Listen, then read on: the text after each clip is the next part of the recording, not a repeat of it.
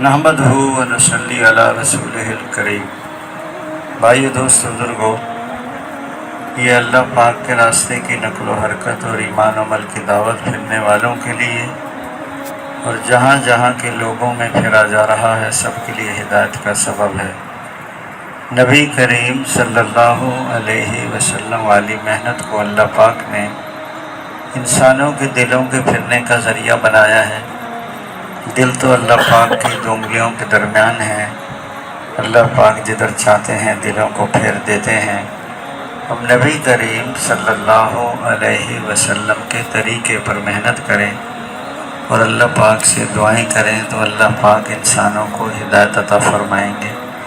جب محنت حضور صلی اللہ علیہ وسلم کے طریقے پر ہوگی اور آپ صلی اللہ علیہ وسلم والے درد و غم کے ساتھ ہوگی، آپ صلی اللہ علیہ وسلم کے اندر جو درد و غم تھا اور بے چینی، بے قراری تھی اور فکر تھی، اللہ پاک ہمیں بھی نصیب فرما دے۔ یہ جو درد و غم ہے، یہ اس کام کی روح ہے۔ درد و غم ہوگا تو یہ تبلیغ کا کام طبیعتوں پہ بوجھ نہیں ہوگا، اور اگر درد و غم نہیں ہے تو یہ تبلیغ کے تقاضے طبیعتوں پر بوجھ بن جائیں۔ درد و غم کیسے پیدا ہوگا؟ فرمایا جب قوت عمل بڑھے گی تو قوت فکر بھی بڑھے گی۔ جو سارے دن دعوت دے دے کے تھکتے ہیں، وہی راتوں کو روتے بھی ہیں۔ فرمایا تھکا دینے والی محنت ہو اور رلا دینے والی دعائیں ہوں اور گھلا دینے والی فکر ہو۔ آپ صلی اللہ علیہ وسلم اپنی امت کے بارے میں اس قدر غمگین رہتے تھے کہ اللہ پاک کو تسلی دینی پڑی، اے میرے حبیب، کیا اپنے آپ کو ختم کر دیں گے اگر یہ لوگ ایمان نہیں لائیں گے؟ اس درجے کا درد و غم ہے کہ اللہ پاک کو تسلی دینی پڑی کہ میری امت کیسے جہنم کی آگ سے بچے، کیسے جنت میں جائے۔ ہر صحابی ایسے تڑپتا تھا جیسے پانی کے بغیر مچھلی تڑپتی ہے۔ حضرت مولانا الیاس رحمۃ اللہ علیہ کو بھی اس قدر فکر تھی کہ فکر کی وجہ سے ان کو نیند نہیں آتی تھی۔ گھر والی کہتی، حضرت آپ کو نیند نہیں آتی، کیا بات ہے؟ فرماتے تھے اگر آپ کو بھی یہ غم لگ جائے تو ایک کی بجائے دو ہو جائیں۔ فرماتے تھے کسی کی شب سوتے کٹے ہے اور کسی کی شب روتے کٹے ہے، یا الہی ہماری کیسی شب ہے، نہ سوتے کٹے ہے نہ روتے کٹے، نہ روتے رات گزرتی ہے نہ سوتے رات گزرتی۔ ایسی بے چینی، بے قراری تھی، درد و غم تھا، انسانیت کا غم تھا، کیسے جہنم کی آگ سے بچے۔ آدمی کہ حضرت جی میں کیا تبلیغ کروں، مجھے تو کلمہ بھی نہیں آتا۔ حضرت جی نے فرمایا کہ بستی بستی پھرو، گاؤں گاؤں پھرو، لوگوں کو یہی کہو، اور لوگوں میں بوڑھا ہو گیا، مجھے کلمہ نہیں آتا، تم کلمہ سیکھ لو۔ پتہ نہیں کتنے لوگوں نے کلمہ سیکھ لیا اور اس کا اپنا کلمہ بھی صحیح ہو گیا۔ یہ تبلیغ کا کام کوئی لمبی چوڑی تقریر نہیں ہے، اس میں دن کو کرو لوگوں کی منت خوشامد، رات کو کرو اللہ کی منت خوشامد۔ دن کو لوگوں کے پیچھے پیچھے پھرنا، راتوں کو اللہ سے رو رو کے دعائیں کرنا، یہ ہر آدمی کر سکتا ہے۔ ہمارے ساتھ میاں جی تھے، فوت ہو گئے، میاں جی امراؤ، وہ پہلے ترغیب دیتے تھے، پھر فضائل سناتے تھے، پھر منت کرتے تھے، پھر خوشامد کرتے تھے، پھر ہاتھ جوڑتے تھے، پھر پاؤں پکڑ لیتے تھے، پھر پگڑی ڈال دیتے تھے ان کے پاؤں میں، لیکن بندے کو نکال کے چھوڑتے تھے اسے۔ وہ کہتے تھے تم سمجھاتے نہیں، وہ سمجھتے نہیں، تم نکالتے نہیں ہو، وہ نکلتے نہیں ہیں، تم ان کے پاس جاتے نہیں، وہ آتے نہیں ہیں۔ اس لیے فرمایا یہ نبیوں والا کام ہے، یہ محنت ہے، یہ ذمہ داری ہے۔ دوستو اگر اس محنت کو کریں گے تو ساری دنیا میں دین بھی زندہ ہوگا، دین کی محنت بھی زندہ ہوگی۔ دین کے بغیر تو کامیابی نہیں ملتی، دین بغیر محنت کے نہیں آتا، اور محنت حضور کے طریقے پر خود چل کر جانا، یہی نہج نبوت ہے۔ انبیاء کرام لوگوں کا انتظار نہیں کرتے کہ لوگ ہمارے پاس آئیں، بلکہ خود چل کے جاتے ہیں۔ کہتے تھے حضرت مولانا الیاس رحمۃ اللہ علیہ سے، حضرت آپ جاتے ہیں لوگوں کے پاس، وہ آئیں آپ کے پاس۔ پیاسا جاتا ہے کنویں کے پاس، کنواں تو پیاسے کے پاس نہیں آتا۔ حضرت جی فرماتے تھے لوگوں تم کنواں کیوں بنتے ہو، تم بادل کیوں نہیں بنتے کہ جا جا کے برسو؟ تم کنواں نہ بنو بلکہ بادل بن جاؤ، حاج صاحب رحمۃ اللہ صاحب فرماتے بھی انبیاء کرام لوگوں کے پاس خود چل کر جاتے تھے، ان کو سکھاتے بھی تھے، سمجھاتے بھی تھے، ان کے سامنے کھول کھول کر بیان بھی کرتے تھے اور ان کو اس پر عملاً چلاتے بھی تھے۔ اتنا کافی نہیں ہے کہ ہم نے بات کو پہنچ، کسی کا بیٹا اگر غلط لائن پہ پڑ جائے تو ابا جان اس کو ایک دفعہ سمجھائے گا یا بار بار سمجھائے گا؟ کبھی اماں سمجھاتی ہیں، کبھی ابا سمجھاتا ہے، کبھی بھائی سمجھاتا۔ نبیوں کے سامنے تو حقیقت ہوتی تھی۔ حضور فرما رہے ہیں تم جہنم میں گر رہے ہو اور میں تمہاری کمر پکڑ پکڑ کے تمہیں کھینچ رہا ہوں۔ تو معمولی بات ہے، جہنم اس آگ سے 70 گنا آگ زیادہ سخت ہے۔ وہ جہنم میں ایسی شدید بھوک ہے کہ دنیا بھر کے انسانوں کی بھوک کو جمع کر لو، ایک جہنمی کی بھوک بڑھ جائے گی۔ دنیا بھر کے انسانوں کی ذلتوں کو جمع کر لو، ایک جہنمی کی ذلت بڑھ جائے گی۔ دنیا بھر کے انسانوں کی پیاس کو جمع کرو، ایک دوستو جہنمی کی پیاس بڑھ جائے گی۔ ایسی نہیں کہ آدمی مرنے کے بعد آدمی کو پتہ چلے، اب تو ذرا سی تکلیف برداشت نہیں کر سکتا، مرنے کے بعد کیا ہوگا اور قبر میں کیا ہوگا اور قیامت میں کیا ہوگا۔ 50,000 سال کا ایک دن ہے، بتاؤ، قیامت کا ایک دن۔ وہاں ہوں گے اٹل فیصلے، وہاں اعلان ہوگا فلاں بن فلاں کا بیٹا بیٹی ناکام ہو گیا، حکم ہوگا کہ فرشتوں کو پتہ نہیں کتنے لاکھ فرشتے اس کو پکڑیں گے اور پھر لوگ چیخیں گے، چلائیں گے، پھر کہے گا میں نے زندگی برباد کر دی، میں توبہ کر لیتا، میں زندگی بدل لیتا، میں فلاں کو اپنا دوست نہ بناتا کہ فلاں نے مجھے برباد کر دی۔ اپنا خود پڑھو حساب کتاب، یہ کتاب ہے، تم نے دنیا میں جو کر کے آئے ہو اپنی کتاب کو پڑھ لو، حساب کر لو۔ تم آج تو توبہ کر سکتا ہے، زندگی بدل سکتا ہے۔ حضور پاک صلی اللہ علیہ وسلم نے پہلے دن سے دوستو محنت شروع کی ہے۔ سب سے پہلے جب پہلی دفعہ فرشتہ آیا اور حضور صلی اللہ علیہ وسلم کو آ کے دبایا اور حضور صلی اللہ علیہ وسلم سے اقرا کا فرما رہے ہیں کہ میں پڑھا ہوا نہیں ہوں، عام پڑھنے کی طرح سے نہیں تھا، دل میں گڑ جانے کی طرح سے تھا۔ حضور پاک صلی اللہ علیہ وسلم گھبرا گئے، کپ کپی شروع ہو گئی، کیونکہ بہت بوجھ پڑتا ہے وحی کا۔ ایک صحابی بیان کرتے ہیں کہ آپ صلی اللہ علیہ وسلم کا سر مبارک میری ٹانگ پر تھا، وحی نازل ہو گئی تو میری ٹانگ ٹوٹنے کے قریب ہو گئی۔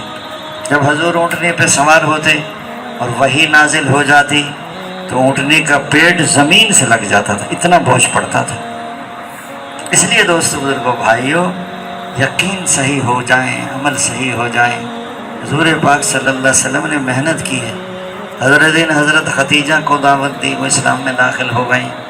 بچوں میں حضرت علی رضی اللہ عنہ کو دعوت دی تو حضرت علی رضی اللہ عنہ کہا کہ میں ابا جان سے مشورہ کر لوں، وہ چچا زاد بھائی تھے۔ تو حضور صلی اللہ علیہ وسلم نے فرمایا پتہ نہیں ابا جان کیا کہتے، تم کلمہ پڑھ لو۔ تھوڑی عمر تھی ابھی۔ حضرت ابو بکر صدیق رضی اللہ عنہ کو دعوت دی، وہ تو بچپن پہلے سے ہی دوست تھے، وہ اسلام میں جو مسلمان ہوتا تھا وہ دعوت کی محنت میں لگا۔ اس لیے دعوت سے دنیا میں دین پھیلتا ہے اور شیطان دعوت سے ڈرتا ہے۔ جب اذان ہوتی ہے تو شیطان اتنا بھاگتا ہے کہ اس کی ہوا بھی خارج ہو جاتی ہے، لیکن اذان کے بعد پھر وسوسے ڈالتا ہے۔ اس لیے فرمایا کہ ساری دنیا میں جو دین زندہ ہوگا وہ دعوت سے، تعلیم اور تعلم سے، ذکر عبادت سے، حضور والے اخلاق سے اور ہجرت سے اور نصرت سے۔ اب ساری دنیا میں کام اللہ تعالیٰ نے پہنچا دیا۔ ایک زمانہ تھا باہر ملکوں میں دوستو لوگ اتوار کو جمعہ پڑھتے تھے، اتنا بھی پتہ نہیں تھا۔ ایک ملک میں جماعت گئی، عورت کو امام بنا رکھا تھا، اس نے کہا یہ کیا کیا ہو تم نے؟ اس نے کہا اس کو زیادہ قرآن آتا ہے۔ اللہ تعالیٰ نے آج اس محنت کی برکت سے ساری 1300 مسجدیں تو انگلینڈ میں تھی، کتنے مدارس بن گئے ہیں، کتنی مسجدیں بن گئیں، 3000 مسجدیں۔ پچھلی دفعہ نے عرب سے پوچھا کہ 3000 مسجدیں فرانس میں ہیں۔ ایک زمانہ تھا کہ پیرس میں جو مسلمان رہتے تھے انہوں نے شاہ فیصل کے زمانے میں کہا تھا کہ ہمیں پیرس میں مسجد بنانے دو۔ وہاں کے عیسائیوں نے کہا جب ہم تمہیں بیت اللہ کے سامنے گرجا بنانے دو گے تو ہم تمہیں پیرس میں مسجد بنانے دیں گے۔ سن 87 میں 125 مسجدیں تھیں پیرس میں، پتہ نہیں اب پتہ نہیں کتنی مسجدیں ہوں گی۔ جب دعوت چلتی ہے تو دوستو ساری چیزیں زندہ ہوتی ہیں۔ جو کلمہ پڑھتا تھا وہی دعوت میں لگتا تھا۔ آج افریقہ میں اللہ تعالیٰ نے کام کو چالو کر دیا، ساری دنیا میں محنت ہو رہی ہے، لیکن لوگوں نے قربانیاں دی ہیں۔ پہلی جماعت چلی تھی 1.5 سال کے سن 50 میں، یہاں سے چلی تھی، چلتے چلتے ایران، اور پھر آگے جو ہے وہ شام، عراق۔ 1.5 سال کے بعد وہ پہنچی تھی۔ ایک دن ایک اس جماعت کا ایک ساتھی نا پچھلے سال فوت ہوا، میاں جی فاروق، تو میں اس کو نا حاجی صاحب کے پاس لے گیا۔ حاجی صاحب اس کو دیکھ کے بہت خوش ہوئے کہ یہ میاں جی فاروق پہلی جماعت کے 1.5 سال کی جماعت میں گیا تھا۔ حاجی صاحب کہنے لگے میرے کمرے میں لے کر آؤ اس کو۔ پہلی جماعت کے امیر میاں جی عادل تھے، اور چلتے چلتے جو ہے نا اللہ تعالیٰ نے، جب ایک دفعہ مولانا الیاس رحمۃ اللہ علیہ کے زمانے میں مولانا عبدالعزیز صاحب تھے ایران کے رہنے والے، تو مولانا الیاس رحمۃ اللہ علیہ کے پاس گئے کہ حضرت میں یہاں سے عالم بنا ہوں تو میں دعا کے لیے حاضر ہوا ہوں، تو میں اپنے ملک جا رہا ہوں ایران، آپ دعا کے لیے۔ تو حضرت جی نے فرمایا کہ میری جماعتیں گزریں گی وہاں سے، ایران سے، ان کی نصرت کرنا۔ تو کہ پہلے ہم یہ سمجھتے تھے کہ حضرت جی بعض اوقات ایسی بات کرتے ہیں جیسے آدمی کا دماغ کام نہیں کرتا۔ کہتا اس دن مجھے واقعی یقین آ گیا کہ دلی سے تو کوئی آتا نہیں ہے، 5 میل دور ہے، تو ایران کون جائے گا؟ لیکن وہ تو اپنے ملک چلے گئے۔ حضرت مولانا الیاس رحمۃ اللہ علیہ سن 44 میں اللہ کو پیارے ہو گئے، اس سے پہلے آئے تھے، لیکن یہ جو پہلی جماعت چلی اور ایران پہنچی، اور جیسے تبلیغ والے جاتے ہیں علماء سے ملنے کے لیے، ان کے پاس گئے کہ حضرت یہ جماعت ہے، اور یہ وہی جماعت ہے جو حضرت مولانا الیاس رحمۃ اللہ علیہ نے شروع کیا تھا، تو وہ خوش ہو گئے کہ اللہ تعالیٰ نے نا امیدی کو امید میں بدل دیا۔ اس لیے فرمایا مومن کی فراست سے ڈرو کہ مومن اللہ کے نور سے دیکھتا ہے۔ تو دوست بزرگوں بھائی، یہ کام ہے، آج اللہ نے اس کام کو ساری دنیا میں پہنچا دیا۔ حضرات صحابہ کرام، جو مسلمان ہوتا تھا وہ دعوت کی محنت انگاروں پہ لٹایا ہے، لیکن دعوت کو نہیں چھوڑا۔ پاؤں میں رسی ڈال کے کھینچا ہے، لیکن دعوت کو نہیں چھوڑا۔ سینوں پر چٹانیں رکھی ہیں، تڑپ تڑپ کے روح پرواز ہو گئی، لیکن دعوت نہیں چھوڑی۔ آپ صلی اللہ علیہ وسلم کو کوئی برا بھلا کہہ رہا ہے، کوئی مٹی پھینک رہا ہے، کوئی کانٹے بچھا رہا ہے، تو دوستو حضور صلی اللہ علیہ وسلم صبح نکلتے اور دوپہر ہو جاتی۔ اس لیے فرمایا حضرات صحابہ کرام نے جیسی قربانیاں دی۔ حضرت طلحہ بن عبید اللہ رضی اللہ عنہ یہ کہتے میرے پڑوس میں ایک پادری رہتا تھا، اس نے مجھے کہا کہ وہ زمانہ قریب آ چکا ہے جس میں آخری نبی کا ظہور ہوگا۔ تو میں اپنے گھر سے نکلا، بیت اللہ میں آیا، میں نے لوگوں سے معلوم کیا کہ لوگوں کو نئی بات وجود میں آئی ہے۔ لوگوں نے بتایا آپ کو پتہ نہیں ہے کہ محمد بن عبداللہ بن عبد المطلب نے نبوت کا دعویٰ کر دیا ہے، اور ابو قحافہ کے بیٹے ابو بکر مسلمان ہو گئے ہیں۔ تو کہتے ہیں میں حضرت ابو بکر کے پاس گیا، حضرت ابو بکر صدیق رضی اللہ عنہ مجھے آپ صلی اللہ علیہ وسلم کی خدمت میں لے کر گئے، اور آپ صلی اللہ علیہ وسلم نے مجھے دعوت دی، میں کلمہ پڑھ کے اسلام میں داخل ہو گیا۔ وہ بیان کرتے ہیں کہ میرا مسلمان ہونا تھا، کافروں کے مجمع نے مجھے پکڑا اور پکڑ کر میرے ہاتھ میری گردن سے باندھ دی، پیچھے پیچھے مجمع ہے، اور آگے آگے دوستو حضرت طلحہ بن عبید اللہ ہیں، اور ایک عورت ہے جو ان کو برا بھلا کہہ رہی ہے۔ یہ کون ہے؟ کہ طلحہ بن عبید اللہ ہے، اور ان کو یہ ایسا کیوں کر رہے ہیں کہ یہ بے دین ہو گئے ہیں، یعنی باپ دادا کا دین چھوڑ دیا ہے، نیا دین اختیار۔ اور یہ عورت کون ہے جن کو برا بھلا کہ یہ ان کی والدہ ہے۔ جو مسلمان ہوتا تھا وہ دعوت کی محنت میں لگتا تھا۔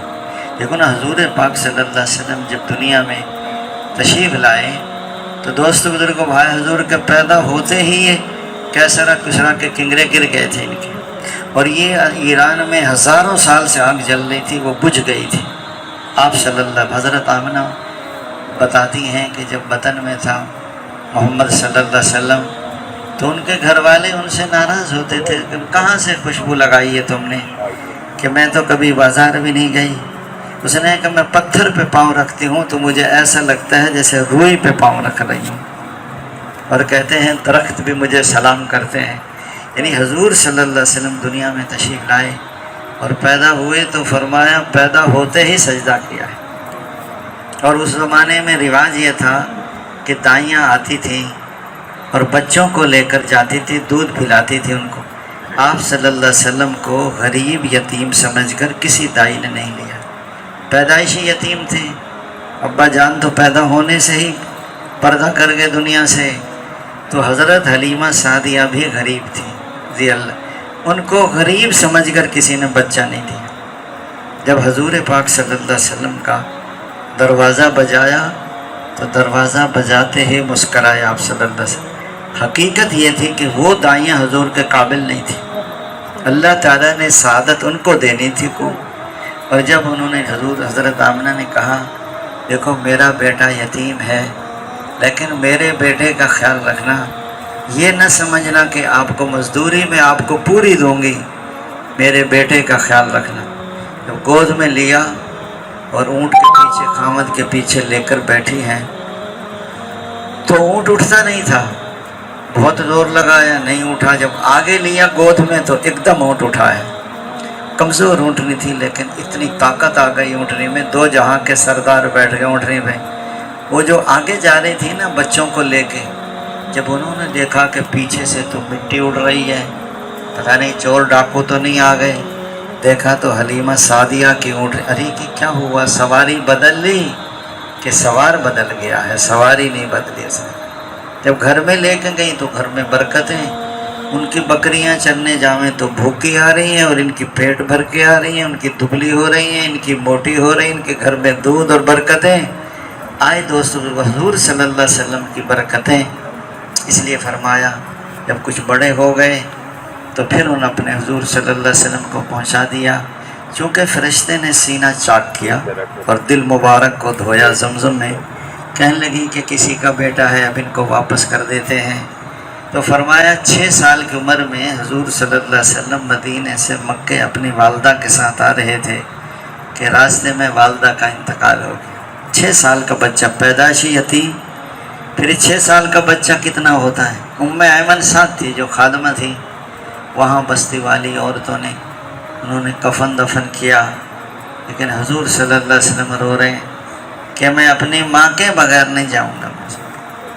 اندھیرا بھی ہو گیا تھا، دیکھا کہ حضور نظر نہیں آ رہے، پھر حضرت ام ایمن نے دیکھا کہ قبر سے چمٹے ہوئے ہیں کہ میں اپنی ماں کے بغیر نہیں جاؤں۔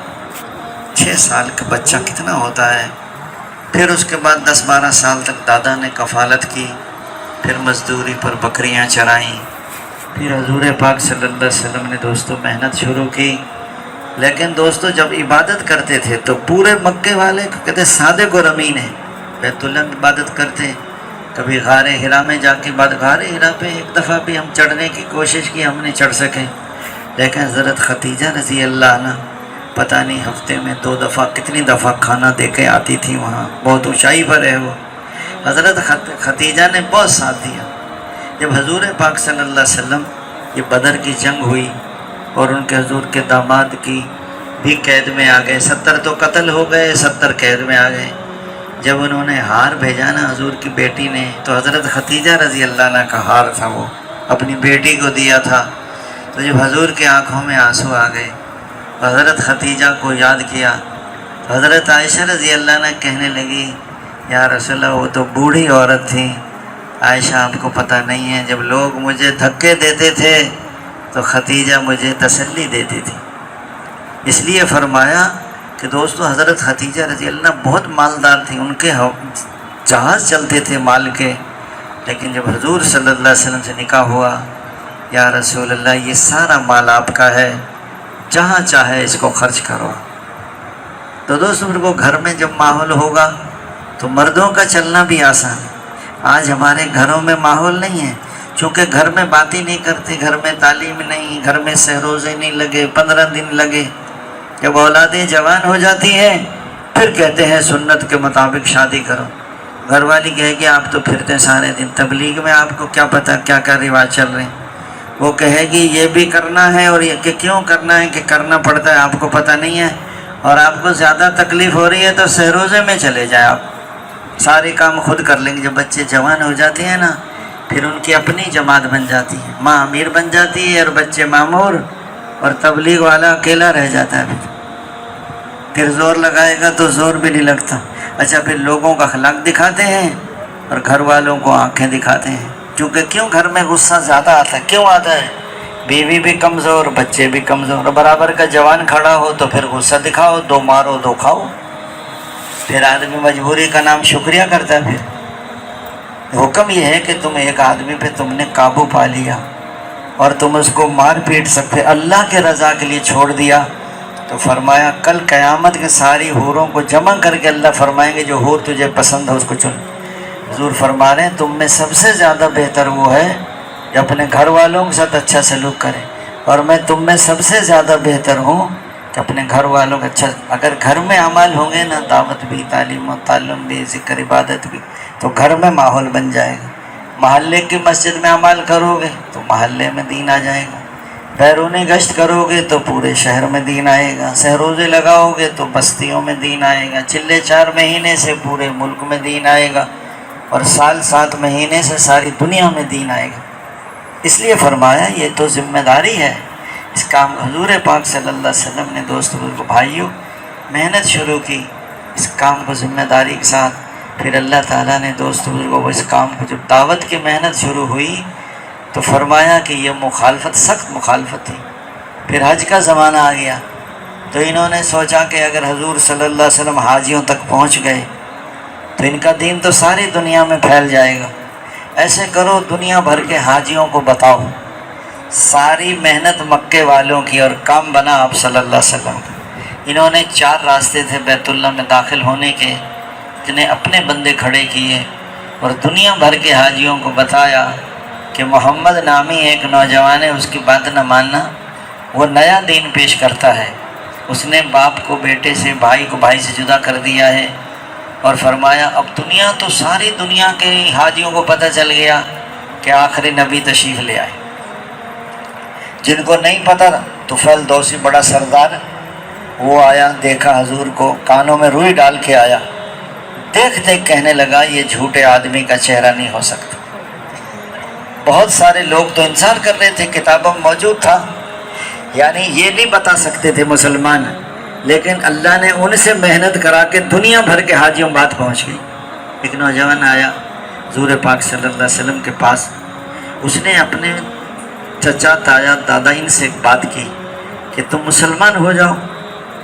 اس نے کہا ہمارے راستے میں نا یہودی رہتے ہیں، ہم ان سے پوچھیں گے، وہ بتاتے ہیں ان کے پاس کتابیں ہیں. اور پھر اس کے بعد واپس گئے تو انہوں نے پوچھا، اس نے کہا جی یہ علامات ہیں ان کے اندر. کہا کہ واقعی اللہ کے رسول ہیں. تو نوجوان کہنے لگا کہ آؤ مسلمان ہو جائیں. تو ان کے باپ دادا کہنے لگے کہ آئندہ سال آئیں گے حج پہ پھر مسلمان ہو. آئندہ سال آپ صلی اللہ سے ہجرت کر کے مدینے چلے گئے. پھر کئی سال تک، 10 سال تک آ نہیں سکے. آخری حج کے موقع پر آئے تو وہ نوجوان ملا اور حضور صلی اللہ علیہ وسلم نے ان کو دعوت دی. وہ اسلام میں داخل ہو گیا. وہ کہنے لگے تمہارے چچا، تائے، دادا کہاں ہیں؟ اس نے کہ سب مر گئے. اس نے تو انہیں پوچھا یا رسول اللہ کہاں ہیں وہ؟ کہ اب جہنم میں ہے وہ سارے کے ساتھ. تھوڑا سا اس وقت اگر مسلمان ہو جاتے تو بہت آگے بڑھ جاتے. آج دوست بزرگوں بھائی، آدمی شیطان یہ نہیں کہتا نہ نکلو. اس نے کہا بعد میں نکل جانا، شادی کر لو، یہ کام کر لو، دکان کر لو، یہ کر لو، یہ سیٹ کر لو. وہ سیٹ ویٹ نہیں ہوتا دنیا میں آدمی. سمجھے بات کو؟ بھاولپور کے ایک ساتھی وہاں رائے گنج میں نے کہا کہ 4 مہینے لگا لیں. اس نے کہا بس ابھی گیا، بیٹے کی شادی کر کے ابھی آیا، بیچارہ آتے مر گیا. یہاں یہ سیٹ سٹ کوئی نہیں ہوتا آدمی یہاں. یہ تو آدمی اسی سیٹنگ میں مر جاتا ہے. پھر آدمی کو غسل دیتے ہیں، پھر اس کو غسل دے کے قبر میں لٹاتے ہیں، پھر چہرہ قبلے کی طرف منہ کرتے ہیں، پھر کہتے ہیں بھئی اب میت سیٹ ہو گئی، اب سارے مٹی ڈالو اس کے اوپر. وہاں جا کے سیٹ ہوتا ہے آدمی. یہ دنیا میں ہوا، دنیا رہنے کی جگہ ہی نہیں. دنیا تو آخرت کی تیاری کے لیے آئے ہم، دنیا رہنے کی جگہ نہیں ہے. دنیا کی زندگی ہے مرنے کے لیے اور آخرت کی زندگی ہے جینے کے لیے. سارے انبیاء لوگوں کو سمجھاتے رہے. حضور پاک صلی اللہ علیہ وسلم محنت فرماتے رہے. 13 سال تک مکے میں محنت کی ہے. پہلے وجود دعوت ہے، پھر وقفہ تربیت ہے، پھر اظہار نصرت ہے، پھر فیصلہ قدرت. جب دعوت کی محنت شروع کریں گے تو دعوت کا وجود بن جائے گا. وقفہ تربیت کے زمانے میں مجاہدے اور مشقتیں اٹھانی پڑتی ہیں۔ جس لائن کی ذلتیں نہیں اٹھا سکتے اس لائن کی عزتیں نہیں پا سکتے، اور جس لائن کی مشقتیں نہیں اٹھا سکتے اس لائن کی راحتیں نہیں پا سکتے۔ انگاروں پہ لیٹنا آسان کام ہے۔ اب یہ جو بڑھتے ہیں مدرسوں میں طالب علم مفتی عالم بنتے ہیں، پڑھنے کے زمانے میں ضرب و یضرب کے رٹ لگانی پڑتی ہے، استادوں کے ڈنڈے پڑتے ہیں، کہیں کان پکڑواتے ہیں۔ ایسے نہیں مفتی صاحب ہیں۔ یہ جو ڈاکٹر بنتے ہیں تو ان کے بڑے ڈاکٹر کہتے ہیں پیشاب پخانہ اٹھاؤ، اس کو ٹیسٹ کرو۔ وہ کہا جی ہمیں تو بدبو آتی ہے۔ اس نے کہا پھر تم ڈاکٹر نہیں بن سکتے۔ کوئی لائن ہو، آدمی کو اس لائن کے مجاہدے کرنے پڑتے ہیں، پھر اس کے بعد اللہ کی مدد آتی ہے۔ آج دوست بزرگوں بھائی، حضور صلی اللہ علیہ وسلم محنت شروع کی تو فرمایا کہ دوستوں ان بادشاہوں کو بھی خط لکھے، یہ روم فارس والوں کو۔ جب ان کے پاس خط پہنچا تو انہوں نے حضور صلی اللہ علیہ وسلم کے خط کو پھاڑ دیا۔ حضور نے فرمایا اس نے اپنے ملک کے ٹکڑے ٹکڑے کر دیے، اور اس نے جو ہے 2 بندے بھیجے، ایران کے گورنر سے کہا کہ جس نے خط لکھا ہے وہ شخص کو میرے پاس پکڑ کر لاؤ۔ 2 بندے وہاں پہنچے، بڑی بڑی مونچھیں تھیں، تو وہ حضور صلی اللہ علیہ وسلم نے فرمایا کہ تمہیں مونچھیں بڑھانے کا حکم کس نے دیا ہے؟ کہ ہمارے رب کسرا نے، میرے رب نے حکم دیا مونچھوں کو کٹاؤ اور داڑھی کو بڑھاؤ۔ کہنے کہ ہم تو آپ کو لینے آئے ہیں۔ آپ صلی اللہ علیہ وسلم نے فرمایا صبح جواب دوں گا آپ۔ صبح حضور صلی اللہ علیہ وسلم پاس آئے۔ حضور صلی اللہ علیہ وسلم کہ میرے رب نے تمہارے رب کو رات قتل کر دیا، جاؤ واپس چلے جاؤ۔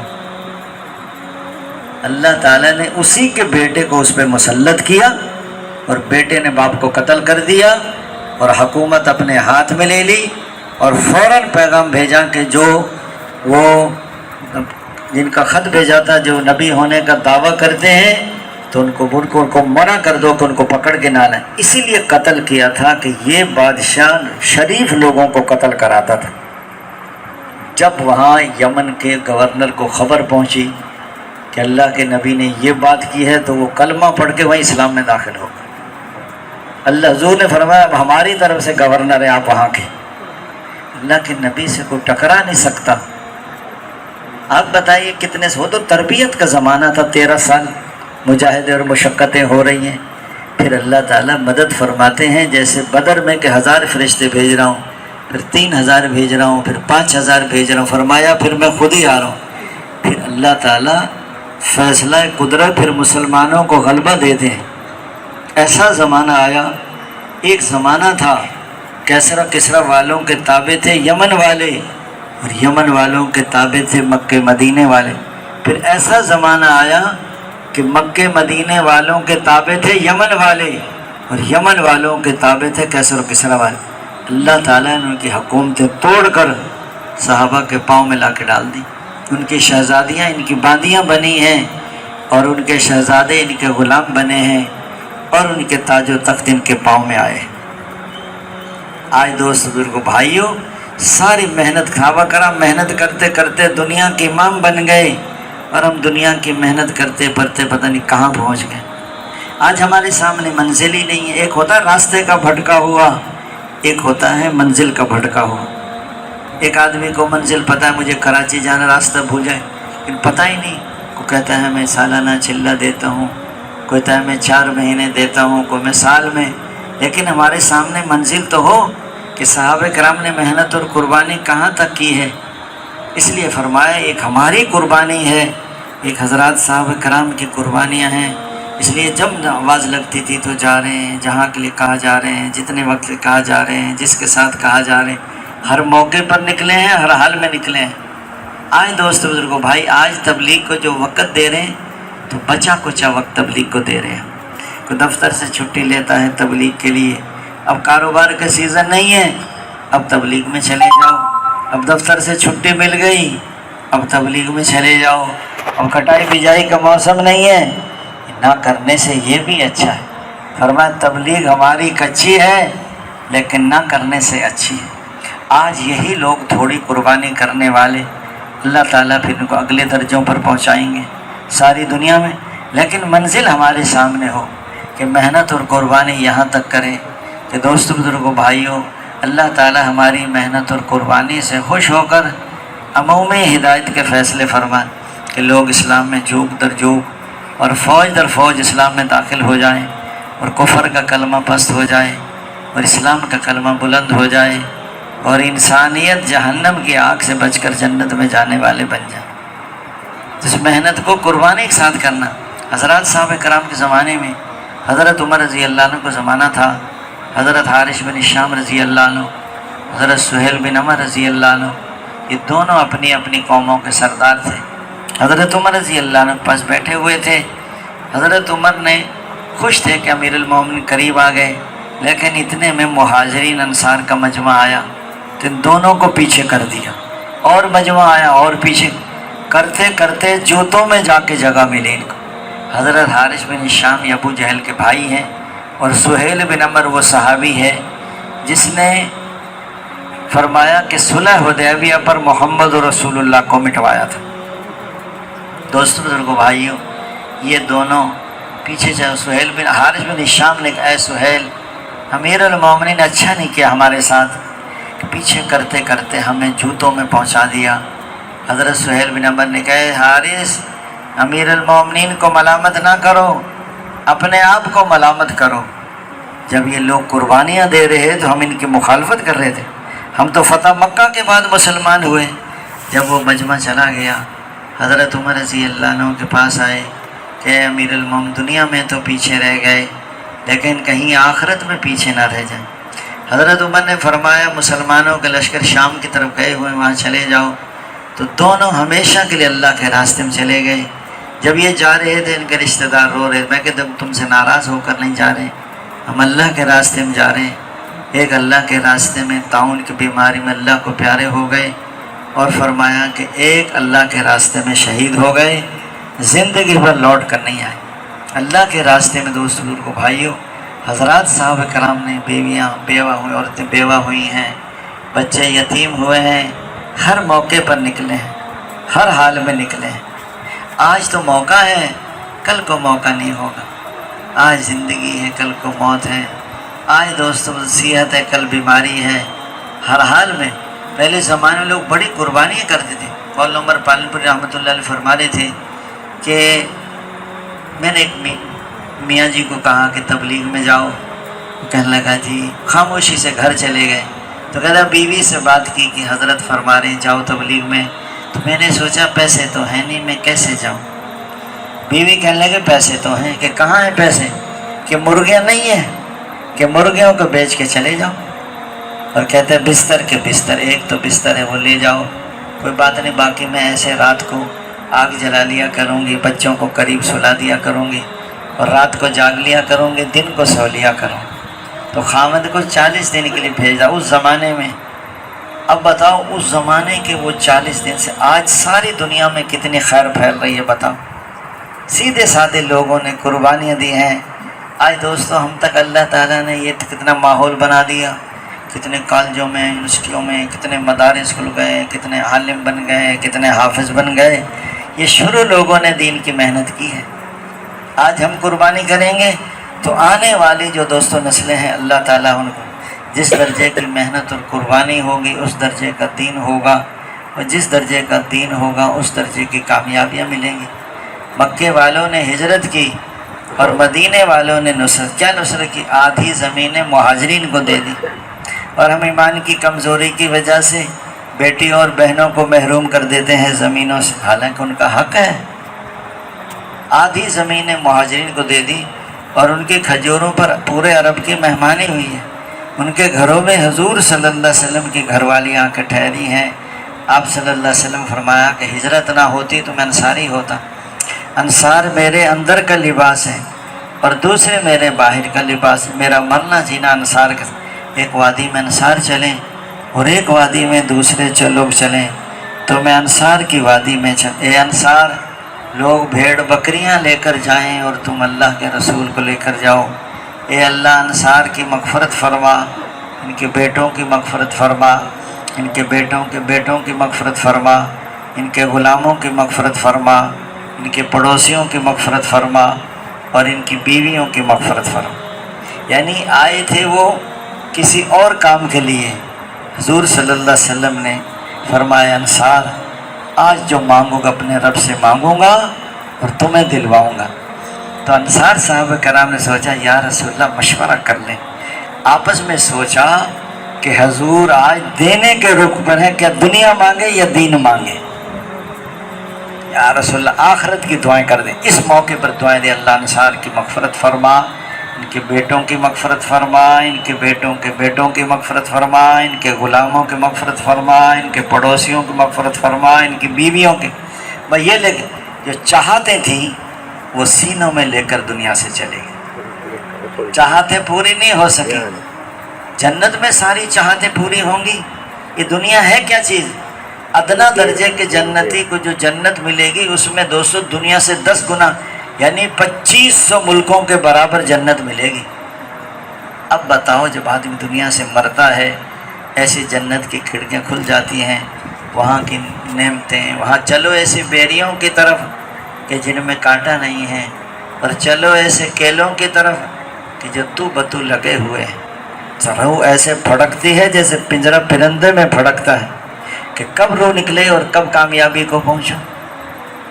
جنت کی کھڑکیاں آپ نے دیکھا ہوگا کہ یہ جب آدمی مرتا ہے تو ٹک ٹکی باندھ کر دیکھتا ہے۔ اگر جہنمی ہے تو وہاں جہنم میں ایسی مصیبت پریشان ہو جاتا ہے، اور فرمایا جب مرتا ہے نیک آدمی تو جنت کی کھڑکیاں کھل جاتی ہیں۔ اب آپ دیکھو جب آدمی غسل دیتا ہے تو جنت کے فرشتے پہلے غسل دیتے ہیں، یہ کفن پہناتے ہیں، جنت کا کفن پہلے پہنا دیتے ہیں، یا خوشبو لگاتے ہیں جنت کے۔ قرآن پاک روزانہ پڑھتا تھا، عمل کرتا تھا، جب آدمی مر جاتا ہے تو یہ سرانے کھڑا ہو جاتا ہے، جب غسل دے دیتے ہیں تو پھر کفن اور سینے کے درمیان چلا جاتا ہے، پھر جب قبر میں جائے گا تو حسین و جمیل انسان کی صورت میں برابر آ جاتا ہے۔ فرشتے آئیں گے سوال، اس نے کہا تم سوال کرو، میں اس کو چھوڑ نہیں سکتا، میں نے اس کو جنت میں پہنچانا ہے۔ آج قرآن کی تلاوت کے لیے وقت نہیں ہمارے پاس، سارے دنیا بھر کے کام کرتے ہیں۔ جب آدمی جائے گا قیامت کا دن ہوگا، نیک عورتیں مردوں سے پہلے جنت میں داخل ہوں گی۔ یہ جو کہتے ہیں 500 سال پہلے جائیں گی، یہ بات ٹھیک نہیں ہے، غریبوں کے لیے ہے۔ حضور نے فرمایا نیک بیوی ہو تم نیک مردوں سے پہلے جنت میں چلی جاؤ گی۔ اس لیے فرمایا جب جنت کے دروازے کو دیکھیں گے حیران رہ جائیں گے، اندر داخل ہوں گے ایسے غلمان ہوں گے جیسے موتی ہوتے ہیں، اندر داخل ہوں گے تو ایسا پوری دنیا سے 10 گنا بڑی جنت اللہ تعالیٰ دیں گے۔ ایسے ایسے محلات ہوں گے جن میں 70 ہزار کمرے ہوں گے۔ ہے کسی کا مکان 70 ہزار کمروں کا، ایک کمرے کے 70 ہزار دروازے ہوں گے، ہر دروازے پر 70 ہزار فرشتے سلام کریں گے، قالینیں بچھی ہوں گی اور پردے پڑے ہوں گے، اور گوشت بھنے ہوں گے، اور پھل پکے ہوں گے، اور دودھ شہد کی نہریں ہوں گی، اور ہمیشہ کی جوانی ہوگی، ہمیشہ کی صحت ملے گی، اللہ کا دیدار ہوگا، حضور صلی اللہ علیہ وسلم کا پڑوس ملے گا۔ ایسی حوریں جو مردہ سے بات کریں تو زندہ ہو جائیں، کڑوے سمندر میں تھوکے تو میٹھا ہو جائے۔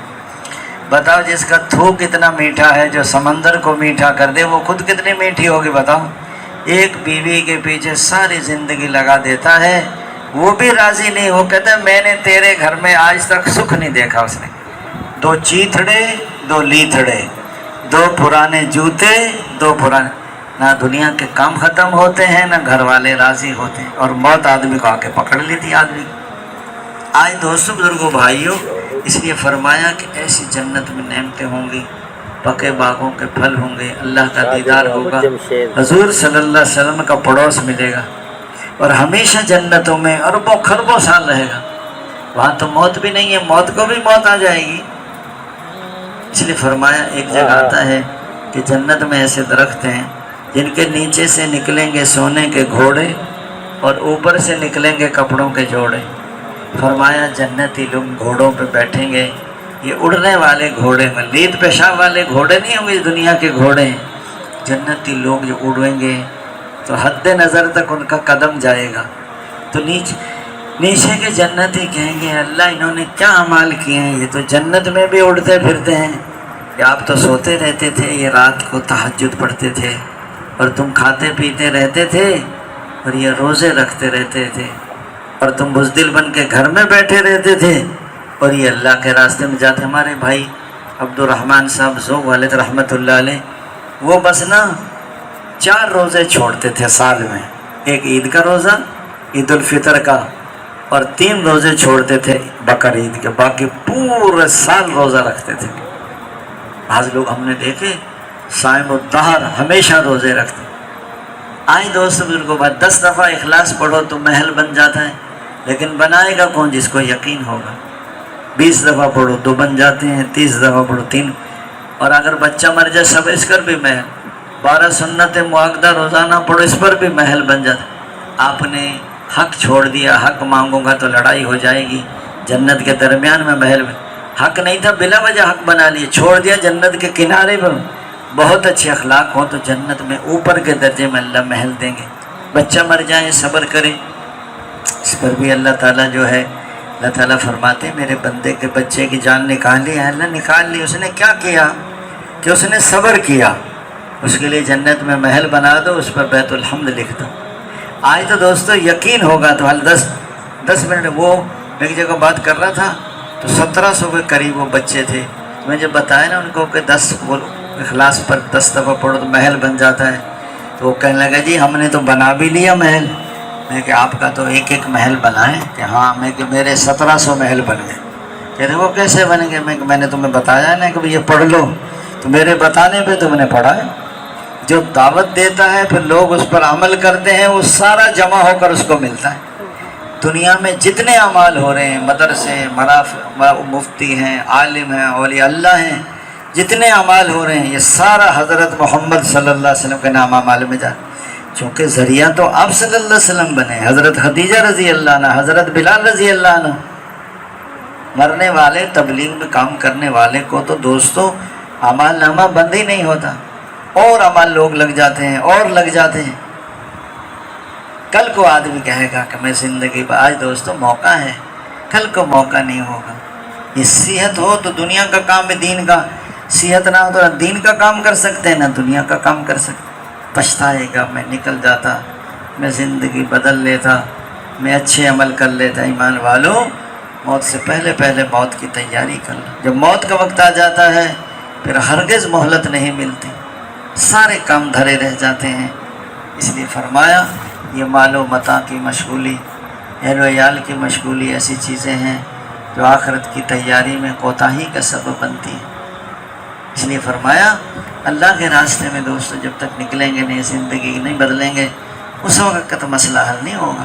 اس لیے کہتے ہیں اللہ کی ذات یقین دلوں کا بدل جائے، طریقے بدل جائیں۔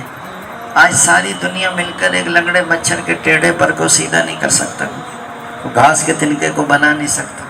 آدمی کہتا ہے جی ہم کماتے ہیں، مول صاحب آپ کو تو مل جاتا ہے، ہم تو کما کر کھاتے ہیں۔ دوستوں بزرگوں بھائیوں، جب چھوٹا سا بچہ تھا، ماں کی گود میں پیشاب پخانہ نکل جائے، اس وقت کون کماتا تھا؟ اور پیچھے چلے جائیں تو دوست بزرگوں، آدمی جو ہے دوستوں ماں کے پیٹ میں تھا ناپاک، اور پیچھے جائیں تو سبزی اور غلوں میں، اور پیچھے چلے جائیں تو انسان زمین کے ذرات میں اور سورج کی شعاؤں میں اور چاند کی کرنوں میں، ہواؤں کی لہروں میں، کھاد کی گندگی میں، بارش کے قطرات میں، زمین کے ذرات میں، سورج کی شعاؤں میں، چاند کی کرنوں میں، ہواؤں کی لہروں میں، کھاد کی گندگی میں یہ پھیلا ہوا تھا۔ اللہ تعالیٰ تیرا تو وجود ہی نہیں تھا، تجھے دیکھنے سننے والا ہم نے اللہ بارش کو برساتے ہیں اور کھیتیوں کو اگاتے ہیں، پھر ماں باپ کھاتے ہیں، پھر پانی پر تصویر بنا۔ کوئی دنیا کا مصور پانی پر تصویر نہیں بنا سکتا۔ جمع ہوا خون، پھر گوشت کا لوتھڑا، پھر اس کی ہڈیاں اور ہڈیوں پر گوشت اور گوشت پر پوست، پھر چھوٹے سے بچے کو ایسی پیاری پیاری آنکھیں۔ ایک دن کے بچے کو دودھ پینا کون سکھاتا ہے بتاؤ؟ اللہ سکھاتا۔ ساری دنیا کی مائیں مل جائیں ایک دن کے بچے کو دودھ، بچہ چھوٹا ہے تو پتلا دودھ پلاتے ہیں، بچہ بڑا ہو جائے دودھ کو گاڑھا کر دیتے ہیں، سردی ہو تو ماں کی چھاتی سے گرم دودھ پلا، گرمی ہو تو ٹھنڈا دودھ پلاتے ہیں۔ اچھا بچہ چھوٹا سا ہوتا ہے، روتا ہے، سارے گھر والے پریشان ہیں، کوئی پیٹ کو ہاتھ لگاتا ہے، کوئی کان کو ہاتھ لگاتا ہے، کوئی کہیں ہاتھ، کہ یہ کیا تکلیف ہے اس کو، یہ محبت کس نے ڈالی؟ اللہ نے ڈالی۔ اگر ماؤں کے دل میں بچوں کی محبت نہ ڈالتے تو یہ مائیں ان کا خود گلا دبا کے مار کے فارغ ہو جاتی، اتنا تنگ کر دے ماؤں کو۔ یہ فرمائے چھوٹے سے بچے کو، اور پھر اب دودھ پیتا ہے نا 2-2.5 سال، تو پھر دودھ نہیں چھوڑتا، اس کا وہ یقین آ جاتا ہے کہ یہی راستہ ہے توبہ سے۔ اچھا پہلے تو پیٹ میں ہو تو ایک ناف کا راستہ کٹتا ہے تو روتا ہے، پھر ماں کا دودھ نہیں چھوڑتا کہ یہی راستہ ہے. جیسے ہم دکان پہ لگ جاتے ہیں، ابھی دکان کو نہیں چھوڑتے، بس یہی. ارے دکان تو گاری مٹی کی دکان ہے، مٹی پر یقین آ جاتا ہے آدمی کا. حالانکہ نہ کھل سکتی ہے نہ بند ہو سکتی. چور چوری کرے تو شور نہیں مچا سکتی. اچھا 2-2.5 سال دور پہ اگر ماں چھوڑا دیتی ہے تو 4 راستے کو، مشرق اور مغرب اور شمال اور جنوب اور روٹی اور بوٹی اور کہیں پھل. اور جب دوستوں مرتا ہے پھر 8 دروازے کھل جاتے ہیں جنت کے. یہ آدمی جو تبلیغ میں نکلتا نہیں نا، ہائے میری دکان کا کیا ہو. ارے دکان میری وجہ سے. پہلے ہمارے دادا باپ دادا یہ سمجھتے ہماری وجہ سے چل رہا ہے، آج ہم اگر ہماری وجہ سے چل رہا ہے. صحابہ کرام یہ کس کو خامن جانے والا الگ راستے میں، تو بیوی سے کہا تمہارا خامن تو جا رہا ہے. کہتا ہے وہ تو کھانے والا ہے، کھلانا والا ہے، تو میرے ساتھ. پکی ہوئی فصلوں کو چھوڑ کر گئے صحابہ کرام. دوست بزرگوں بھائیوں، فصلیں پکی ہوئی ہیں، یہودیوں قرضے سر چڑھے ہوئے. اللہ کہہ رہا ہے کہا منافقن کہاں جا رہے ہو، اللہ نے تو دی ہے تمہیں روزی کو، روزی کو چھوڑ کے کہاں جا رہے ہو کہ روزی کو چھوڑ کے رزاق کے کہ نہ نکلو، بڑا گرمی کا زمانہ. قرآن پاک کی آیت نازل ہو گئی کہ جہنم کی گرمی زیادہ شدید ہے، تھوڑے ہنسو گے اور زیادہ رو گے. ہر موقع پہ نکلے. ہر پہلی رات کی دلہن کو چھوڑ کے جان دیا، غسل جنابت نہیں کر سکے، فرشتوں نے غسل دیا. شادی کا سامان خریدنے بھیجا ہے، اللہ کے راستے کا واز لگی، شادی کے سامان نہیں خریدا، اللہ کے راستے کا سامان خرید کے جان دے دی. آج دوستوں بزرگوں بھائیوں، شروع میں تو رکاوٹیں آتی ہیں، لیکن جب 4 مہینے لگا کے رہو گے نا، پھر بیویاں تمہاری پیروں کی تمہاری قدر کریں گی تمہاری کہ تو نے اچھا کیا. لیکن شیطان سب کے گھر میں عبادت کرو تو سب تعریف کریں گے، میرا گھر والا بڑا نیک ہے، تہجد پڑھتا ہے، ذکر کرتا ہے، تلاوت. بستر باندھ کے دیکھو، کیونکہ آپ کریں گے ساری دنیا کو مسلمان، وہاں کوئی دوسرا اللہ جہاں آپ جا رہے ہیں. چونکہ شیطان کو تکلیف دعوت سے ہوتی ہے، اسے پتہ ہے کہ نکلے گا تو پتہ نہیں کتنے ہزاروں آدمیوں کا ذریعہ بن جائے گا. یہ ہمت کرنی پڑتی ہے ایک دفعہ. تو دیکھو حضور پاک صلی اللہ علیہ وسلم نے محنت کی اور صحابہ کرام نے قربانیاں دی، ایسے دنیا میں دین زندہ نہیں ہوا. حضور پاک صلی اللہ علیہ وسلم محنت کی تو سارے احکامات، ایمانیات، عبادات، اخلاق، معاملات، سیاست، پردہ، ساری چیزیں. لیکن اللہ کی شان، حضور پاک صلی اللہ علیہ وسلم کی دنیا سے جانے سے پہلے مدینے پر 2 لاکھ کا لشکر آ رہا تھا حملہ کرنے کے لیے. حضور صلی اللہ علیہ وسلم نے اس کے مقابلے کے لیے ایک لشکر بھیجا جس میں حضور کے متبنہ بیٹے اسامہ بن زید کو امیر بنایا. 17 سال ان کی عمر تھی. اس وقت لوگوں نے کوئی باتیں کی کہ یہ بچہ چھوٹا ہے، اس کو امیر نہ بناؤ. حضور نے فرمایا جب ان کے والد کو میں نے امیر بنایا تو بھی لوگوں نے باتیں کی تھیں، لیکن اس کو لشکر کو روانہ کر دیا. یہ 3000 کا لشکر تھا، وہ 2 لاکھ کا لشکر تھا. یہ چلے، لیکن آپ صلی اللہ علیہ وسلم کی طبیعت ناساز تھی. یہ لشکر جرم میں جا کے ٹھہر گیا. حضرت اسامہ رضی اللہ عنہ حضور سے ملنے، حضور کو ان سے بڑی محبت ہے، پھر چلے جاتے ہیں، روزانہ ملنے آتے. پھر طبیعت اچھی ہو گئی، پھر وہ لشکر روانہ ہو گیا. آپ صلی اللہ علیہ وسلم کی طبیعت اچھی ہو گئی. پھر سوموار کے دن آپ صلی اللہ علیہ وسلم کا وصال ہو گیا. تو مدینے میں اس سے بڑا صدمہ صحابہ پر کبھی نہیں آیا، کیونکہ حضور پاک علیہ السلام سے اتنی محبت تھی کہ وضو کا پانی نیچے گرنے نہیں دیتے تھے، لعاب دہن کو اپنے ہاتھوں پر ملتے تھے. اس لیے فرمایا کہ سوموار کے دن زوال کے قریب حضور کا وصال ہو گیا. اور فرمایا حضرت عمر کو بھی ہوش نہیں تھا کہ جو یہ کہے گا کہ حضور کا وصال ہو گیا میں اس کی گردن کاٹ دوں گا. حضرت عثمان بول نہیں سکتے، حضرت علی خاموش، ہر گھر میں رونے کی آواز. حضرت ابو بکر صدیق رضی اللہ عنہ آئے اور آپ صلی اللہ علیہ وسلم کی پیشانی مبارک کا بوسہ لیا اور سب کو حضور نے فرمایا کہ سب کو جمع کیا، اے عمر آپ بھی بیٹھ جاؤ کہ حضور صلی اللہ علیہ وسلم نیرے رسول ہی تو تھے، خدا تو نہیں تھے جن کو موت نہ آئے. اب دوستوں بزرگوں بھائیوں، حضرت ابو بکر ہی کو معلومات تھی ساری کہ آپ علیہ السلام کا روزہ کہاں ہوگا. جنازے کے بارے میں کسی کو کچھ پتہ نہیں تھا.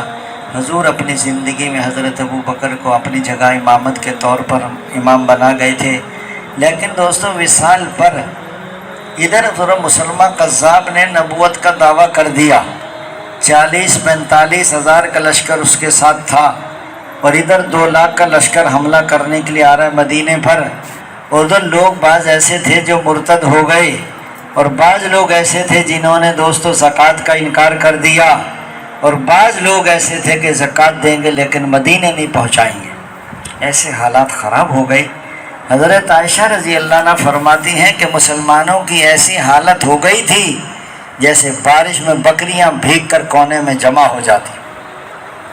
ایسے موقع پر جو نقشہ بنا تھا وہ ٹوٹ گیا اور فرمایا حضرت ابو بکر رضی اللہ عنہ کا زمانہ ٹوٹے ہوئے نقشے کو بنانے کا زمانہ ہے اور حضرت عمر رضی اللہ عنہ کا زمانہ بنے ہوئے نقشے کو چلانے کا زمانہ ہے.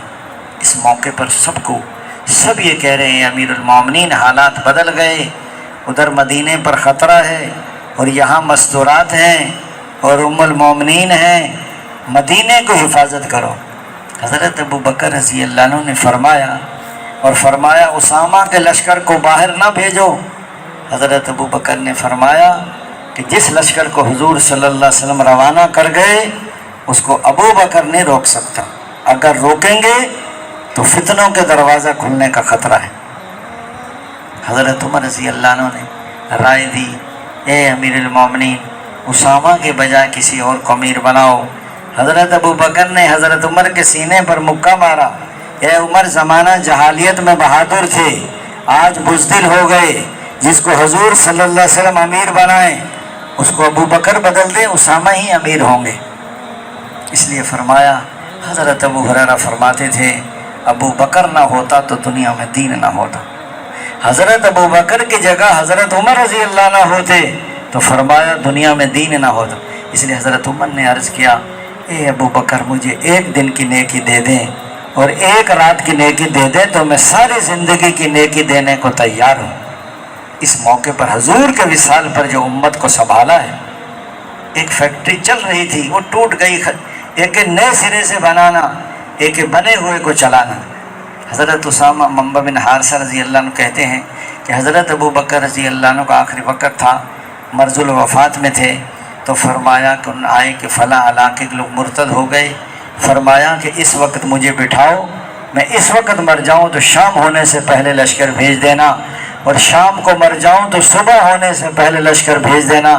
اور فرمایا حضور صلی اللہ علیہ وسلم کے وصال پر اگر میں اسامہ بن زید رضی اللہ عنہ کو لشکر کو نہ بھیجتا تو مدینہ آگ کی بھٹی بن جاتا. ایسے موقع پر امت کو سنبھالا ہے. اس لیے فرمایا حضرت ابو بکر فرما رہے اسامہ کے لشکر کو روانہ کرو. حضرت اسامہ کے لشکر کو روانہ کیا.